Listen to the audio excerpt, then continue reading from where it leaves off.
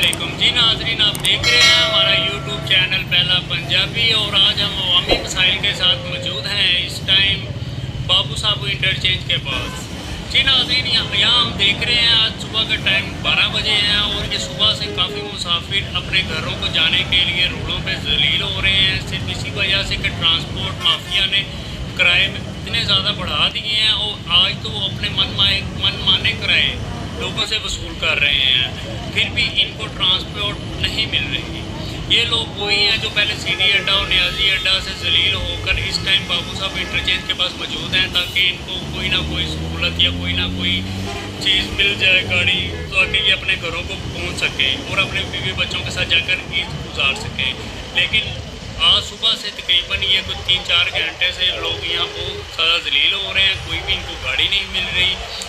यहाँ तक कि यहाँ टैक्सी स्टैंड बन चुका है और ये टैक्सी वाले भी मज़ीद एक अफराद से 5-6 हज़ार रुपया 100 किलोमीटर का मांग रहे हैं, वो भी एक दूसरे के साथ एडजस्ट करके अमेरिकन सिस्टम के साथ उनको यहाँ से लेके जाया जाएगा।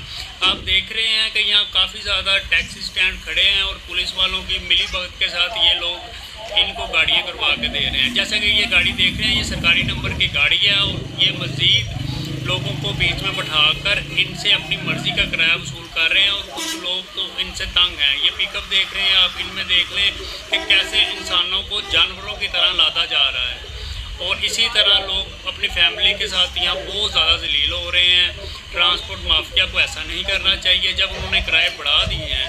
यहाँ तक कि पिंडी और इस्लामाबाद का किराया 800 रुपये मुकर्रर है और ये लोगों से 25 से 3 हज़ार रुपये वसूल करने के बावजूद भी इनको नहीं बैठा रहे। और लोग सुबह से जो इनके सामने ये जो मुश्किलात पेश आ रही हैं, इनका कोई पुरसाने हाल नहीं। जी नाजरीन, उसके अलावा ये जो लोग ये पुलिस वाले आप देख रहे हैं, ये पुलिस वाले तो एक किसी न किसी की हेल्प लेकर अपनी वर्दी का असर सलूक दिखाकर लिफ्ट लेकर फ्री भी लोगों के साथ जा रहे हैं। अगर किसी को ज़्यादा कोई मुश्किलात पेश आती हैं तो ये जो नाके वाले लोग हैं ये इनकी हेल्प करते हैं, गाड़ी को ज़बरदस्ती रोकते हैं और इनको बैठा देते हैं।